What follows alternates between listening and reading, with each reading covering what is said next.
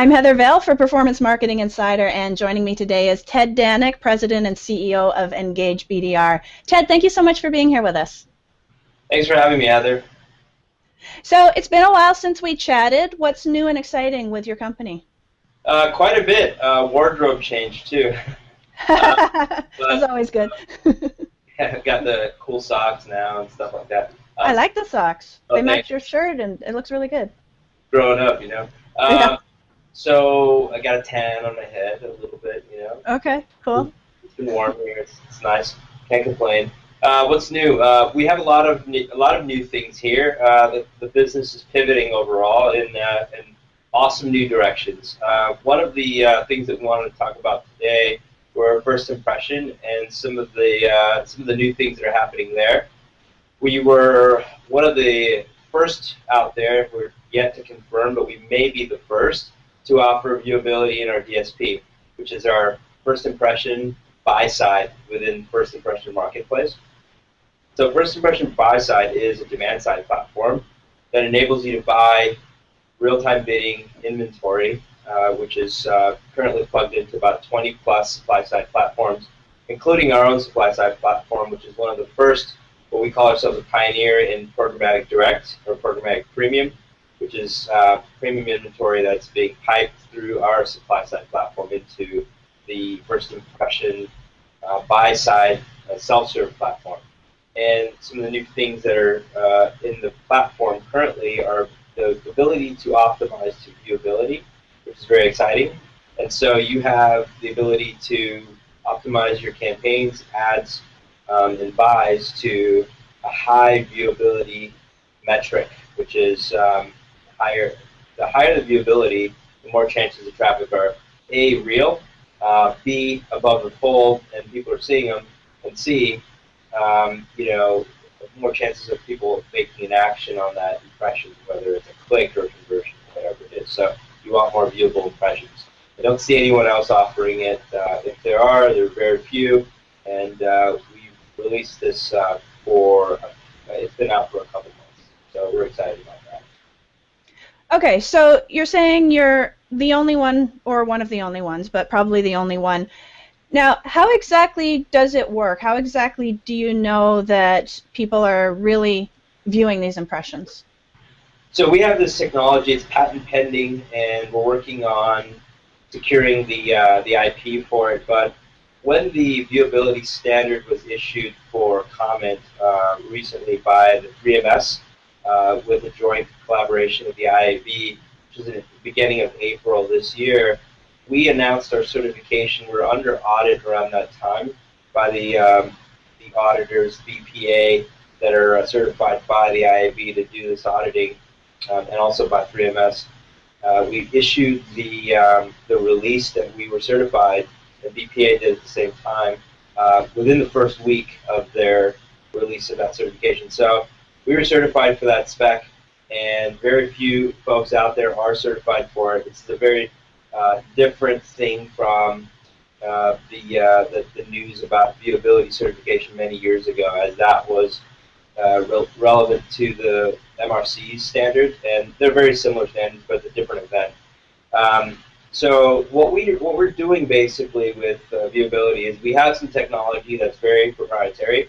That when we're looking at serving an ad, we're looking at the page and the browser and the user. We have the ability to tell if the ad is in the viewable screen area of the user's screen, and we can tell if there's an engagement as it pertains to scrolling and mouse movement and things like that. So we have the ability to tell when the ad is actually viewed, and this is on desktop currently, and it's across display and video. We can make a call and say, hey, this is a viewable impression. So I'm not sure if you've read some of the articles that we put out on a bunch of different publications about, is on Ad Age and Entrepreneur and a couple of Wired and a couple other places, about the fraud that exists as it pertains to click fraud and CPC campaigns and things like that on Facebook and other places. Well, if you don't have a viewable impression, then you really don't have that click that was counted for that impression shouldn't be counted because it's not is never viewable. So we're talking about correlation as it pertains to viewability and actions as well. So if you have a bunch of clicks, but they're not associated with the impression that was viewable, then it's not real. So we're excited about it. We think that enabling the audience, which is our clients, giving them the ability to optimize to viewability enables them to have fraud-free traffic and also higher chances of actions, which are clicks or conversions. We're very excited.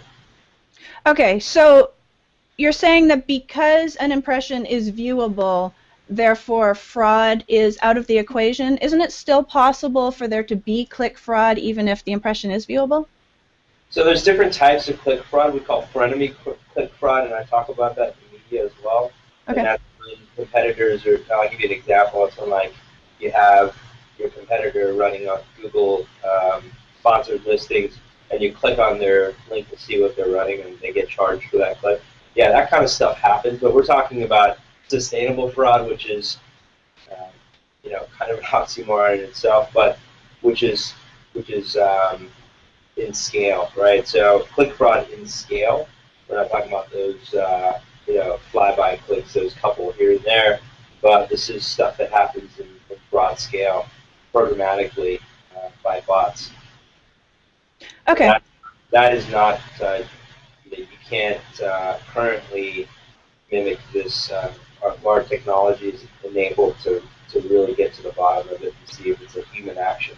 There's this big movement by ComScore and IAB and a few other folks. I actually am participating in the IAB, what was it called, Sydney? Task Force on Fraud.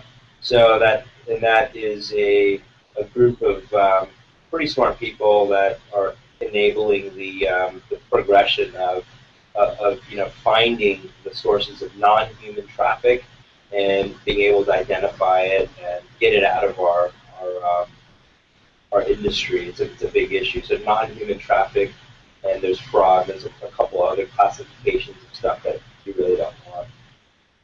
Okay. So clearly this is highly desirable to marketers because you're giving a higher quality of impressions.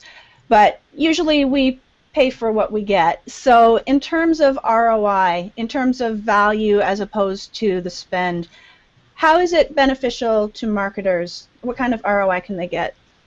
Yeah, so I mean, from the baseline, if you look at it, like currently, real-time bidding platforms have been associated with fraud. It's not their fault. It's just the traffic sources. Where do you get real-time bidding traffic from? It comes from supply-side platforms. It comes from some premium programmatic, also SSPs, some like First Impression, sell-side, which is a premium supply-side platform, and there's quite a few other exchanges. And within those exchanges, you have publishers that are rogue, and they're providing a lot of bot traffic and non-human initiated traffic and a lot of stuff like that. So that traffic does not convert. It's fake generally. Non-human traffic is a little bit different. Non-human is adware and toolbar and things like that. There's a big different classification for that. There's not so much as it pertains to performance issues as it relates to that type of traffic generally, but the non-human bot traffic is a big problem. It doesn't convert. So currently, if you're on a real-time bidding platform, you have no way of separating that traffic and not buying that traffic. Half or more of your traffic, as some of the statistics show, is 60+%. You're paying for 60+% of your media budget for traffic that will never convert. If you can eliminate most of it, you're going to convert. Your effective cost per action is going to be much better, so your return on investment is going to be much higher. That 60% of traffic that you're paying for, if it's fake, you're never going to get any money back from it. If you have ROI on the 40% that you're spending on, is it enough to eclipse that 60% of spend? If you have the ability to filter it out, I think it's going to make a huge impact on your budget. We're seeing a lot of that performance gains as well for other clients that are on our platform. Okay. Tell me about the guaranteed time slot aspect. What exactly is it and what can it do? The guaranteed time slot is a concept that we've been working with for a couple of years now. Initially with a partner, and then we ended up just going solo with this concept. It's a great concept. What we do is we measure engagement, and we look at viewability in slots. So we have the ability to sell this. We're initially doing this with brands, and we have the ability to sell like slots. It's kind of like pre-roll and mid-roll and post-roll. That concept everyone's familiar with. But how about if I say that, hey, we'll sell you a minute or a 2-minute slot of viewability. So when the ad is in the viewable screen area, we let's say you want to buy a minute and a half. So we sell you minute and a half slots. And so if the ad is viewable screen area for a minute and a half, we sell you that. The next minute and a half, sell to somebody else for a minute or 2 minutes or whatever they're buying. It's pretty impressive, because if you don't hit that minute and a half that timer, you get that impression for free, basically, because you're asking for a minute and a half. Now, the difference between a minute and a minute and a half price difference might be significant, but you're going to get a lot of what we call overspray, or impressions that don't hit that time slot, and you end up getting it for free. But the good thing is, for the publisher, they monetize the inventory much better, their own inventory, because they can turn one impression into a ton, and the ones that aren't monetizing for them, below the fold stuff anyways, it doesn't perform for the customers. It's not, it's not helping their retention. They get to optimize their inventory significantly. Now, on the advertising side, advertisers want, all they want is the user's attention. Now, you're on television, and they're time parting these ads all day long. This is where this concept came from. So the advertising world is used to this concept. Why aren't we doing it online? It's impressive, and it's important to do it when you know that you have the captive audience. And when you can tell that is when you have a technology that's enabled to be able to gauge the not only engagement on the page, but when the ad is in the viewable screen area. So that's important. So if an ad's in the viewable screen area for 5 minutes, you could cut that impression up into multiple slots. It increases the engagement with the user. The stickiness is solid. The content dynamic, and it's quite it's great. In addition to advertising, content is going to go in time slots eventually as well. Because why are we living in a static page world where the page on the site doesn't change until you refresh it? But they know that you've been on the site for 5-10 minutes, and the page is scrolling, and you have mouse movement. So they know it's engagement. It's not just sitting there. The content could be refreshed, and it's real-time content. So that's another movement that's happening right now, parallel to our guaranteed time slot concept. Yeah, very nice. Okay. So how big is your reach now? So in April, ComScore has a press release every month. In April, their press release ranked us for March 2014 #1 across the entire display ecosystem, and that was us serving ads to more users in the U.S. than anyone, including Google Display Network, including Rubicon, including AOL, including everyone else. We were #1 in April, so very proud of that. We had roughly, on ComScore, we had 350 plus million uniques that month, and Quantcast that month had us with 505 million global uniques, and so that was fun, and we were #1 on Quantcast as well that month. So that was great. Now today the numbers have changed because it's a dynamic market and they keep shifting.